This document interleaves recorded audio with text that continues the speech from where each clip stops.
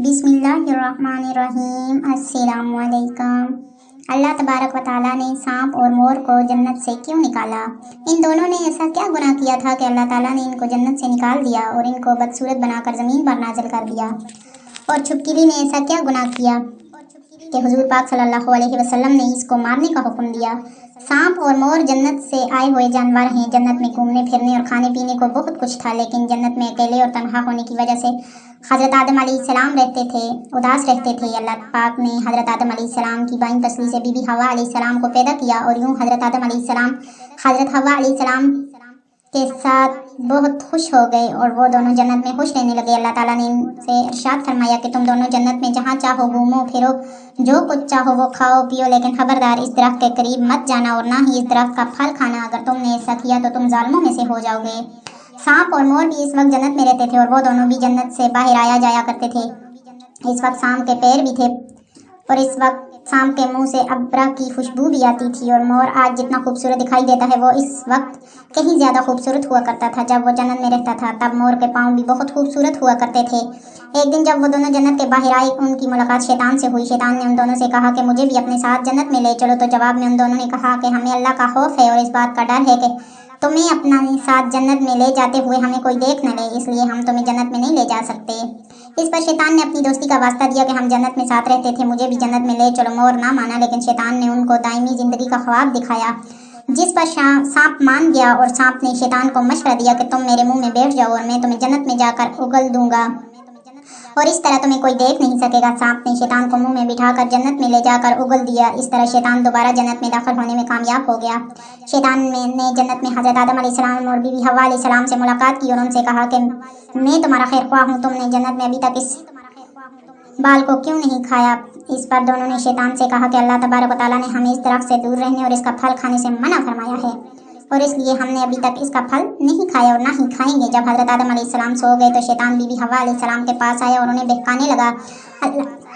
अल्लाह पाक ने तुम्हें फल खाने से इसलिए मना किया है कि कहीं वो फल खाने के बाद तुम ना मरने वाले बन जाओ और हमेशा के लिए जन्नत में रहे जाओ। हज़रत बीबी हवा अलैहिस्सलाम ने शैतान के बहकावे में आकर इस दरख्त का फल खा लिया। हज़रत आदम अलैहिस्सलाम सोकर उठ गए तो बीबी हवा अलैहिस्सलाम ने इस दरख्त का फल खाने पर मजबूर कर दिया और वो फल हज़रत आदम अलैहिस्सलाम को भी खिला दिया। जैसे ही दोनों ने इस दरख्त का फल खा लिया तो फौरन उनका जन्नत का लिबास उतर गया। तब भी अल्लाह पाक ने उन दोनों से कहा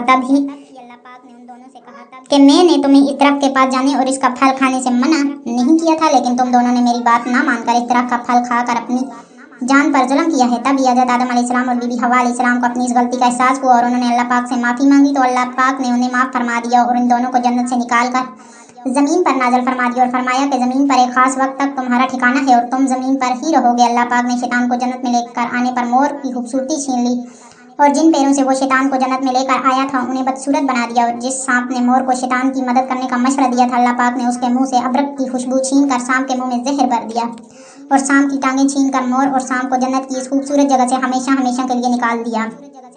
प्यारे नाज़रीन, छुपकिली एक रेंगने वाला जानवर है जो अमूमन हमारे घरों में पाया जाता है। छुपकिली की कुछ इकसाम तो बिल्कुल जहरीली नहीं होती, लेकिन बाज़ ऐसी जहरीली होती हैं कि अगर वो किसी इंसान को अपनी ज़ुबान लगा दे तो इंसान मर सकता है। प्यारे नाज़रीन, तज़किरा औलिया में है कि एक शख्स हज़रत अली रज़ी अल्लाह तआला अन्हा के पास आया और अर्ज़ करने लगा कि छुपकिली को मारना जायज़ है या नहीं। तो हज़रत अली रज़ी अल्लाह तआला अन्हा ने इरशाद फरमाया कि नबी पाक सल्लल्लाहु अलैहि वसल्लम ने इरशाद फरमाया है कि छुपकिलियों को मारो, छुपकिलियों के मारने का हुक्म दिया है क्योंकि ये हज़रत इब्राहीम अलैहिस्सलाम की आग पर फूंक मारनी थी।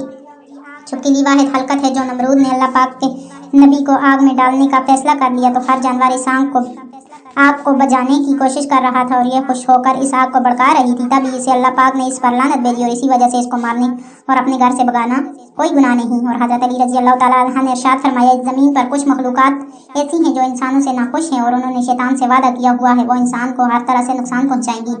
इन्हीं में से एक छुपकिली भी है। हज़रत आदम अलैहिस्सलाम की हरकत से लाखों साल पहले इस ज़मीन पर छुपकिली का ख़ानदान कसीर तादाद में रहता था और लाखों की तादाद में बढ़ने लगा। उन्होंने ज़मीन पर इतना जुल्म किया, अल्लाह पाक ने ज़मीन पर अजाब नाज़िल कर दिया और इस नस्ल को ख़त्म कर दिया, सवाई इसके कि जो बहुत छोटे थे, जो ज़मीनों कारों और पानी में छुप गए थे। जैसे जैसे वक्त गुजरता रहा वो बूस और खसद अपने में आप में रखते रहे, यहाँ तक कि हज़रत आदम अलैहिस्सलाम का ज़माना पहुँचा।